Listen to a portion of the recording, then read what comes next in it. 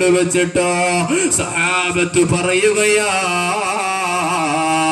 അബൂബക്കറും ഫിൽ ബാബ്, നബിയെ അബൂബക്കർ തങ്ങളതാ അങ്ങയുടെ വാതിൽക്കൽ വന്നിരിക്കുന്നു. അബൂബക്കറിന്റെ ജനാസ ഇതാ കൊണ്ടു കിടത്തിയിരിക്കുന്നു. അങ്ങനുവാദം തന്നു കഴിഞ്ഞാൽ, നബിയെ അങ്ങനുവാദം തന്നു കഴിഞ്ഞാൽ അബൂബക്കറിനെ കൂടെ ഈ ആയിഷയുടെ വീട്ടിൽ അഥവാ അല്ലാഹുവിന്റെ റസൂലിന്റെ റൗളയുടെ ചാരത്ത് തന്നെ അടക്കാം നബിയെ. ഇതങ്ങ് പറയുമ്പോ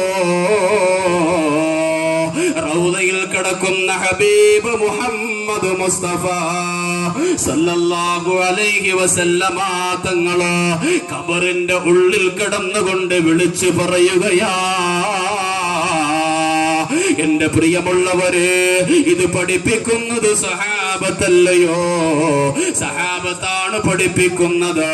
ഖബറിന്റെ ഉള്ളിൽ കിടക്കുന്ന അല്ലാഹുവിന്റെ ഹബീബ് വിളിച്ചു പറയുകയാ, അദ്ഖിലിൽ ഹബീബ ഇലൽ ഹബീബ, കൂട്ടുകാരനെ കൂട്ടുകാരനിലേക്കൊന്ന് ചേർത്ത് വെക്കൂ. ഇന്നൽ ഹബീബ ഇലൽ ഹബീബി മുസ്താഖ്,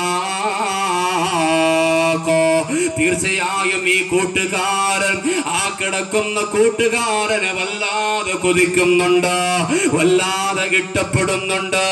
അതുകൊണ്ട് അബൂബക്കറാകുന്ന കൂട്ടുകാരനെ എന്നിലേക്കൊന്ന് ചേർത്ത് വെക്കണേ, എന്നിലേക്കൊന്ന് ചേർത്ത് വെക്കണേ.